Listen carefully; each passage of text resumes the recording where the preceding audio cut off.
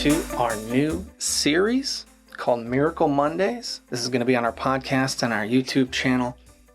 Miracle Mondays is where I share or I interview someone who shares a story about a miracle that they experienced or that they were lucky enough God worked through them as a vessel to perform a miracle in someone else's life.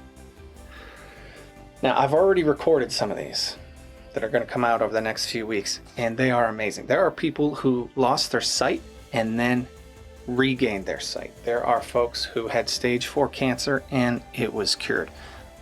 Just all kinds of different stories, people I know, and some people that you know as well.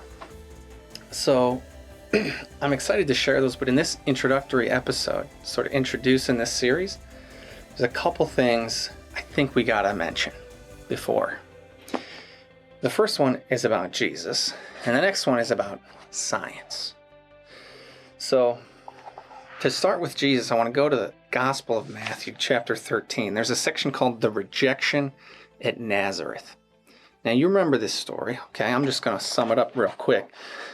Jesus comes back to his hometown of Nazareth, and he's preaching and teaching in the synagogue, and the people are astounded.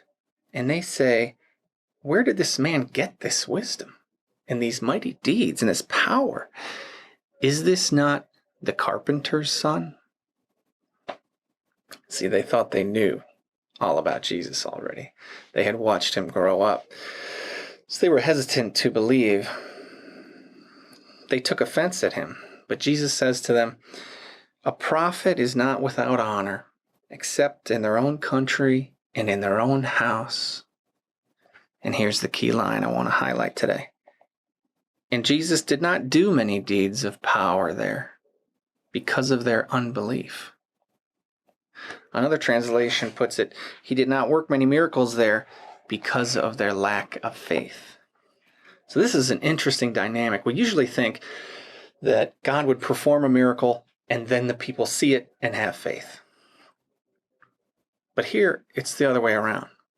It's Jesus sees the people's faith and then works a miracle. So that's something to keep in mind.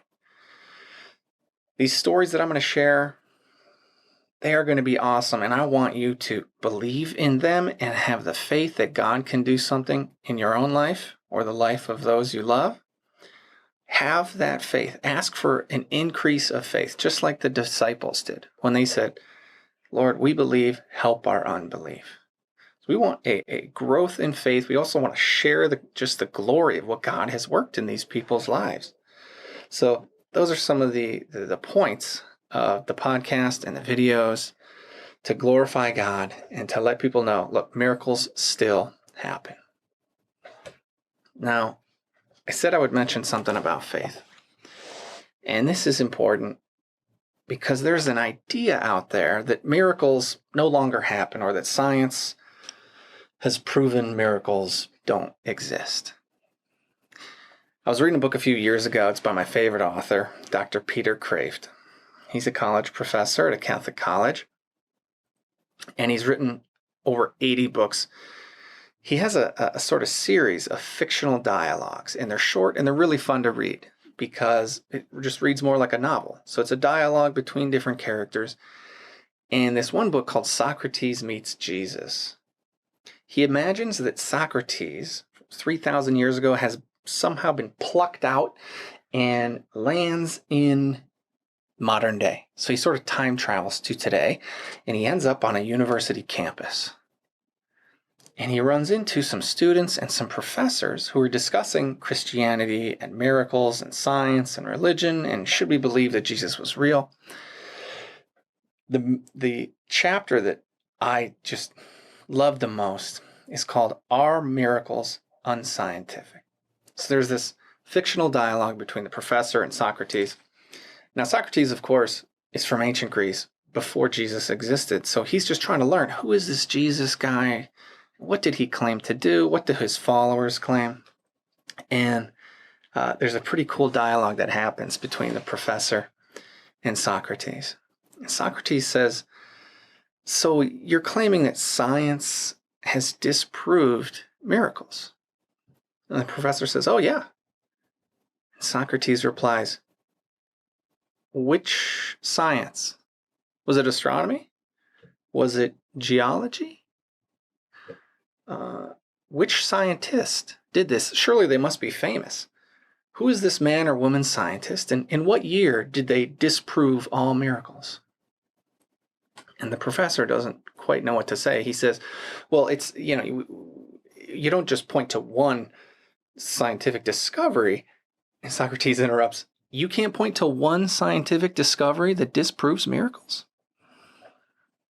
It really got me to think, And the Catechism says that science and faith can never conflict. When they do, we're either doing our science wrong or we're approaching our faith wrong, because they both seek truth. Science seeks scientific truth, and religion reveals to us moral truth and the truth about God's existence and his love for us and the meaning of life, right? Science can never tell you the meaning of life. So I highly recommend the book. It's a short read. It's a fun read. It really gets you to think. It's called Socrates Meets Jesus by Dr. Peter Kraft.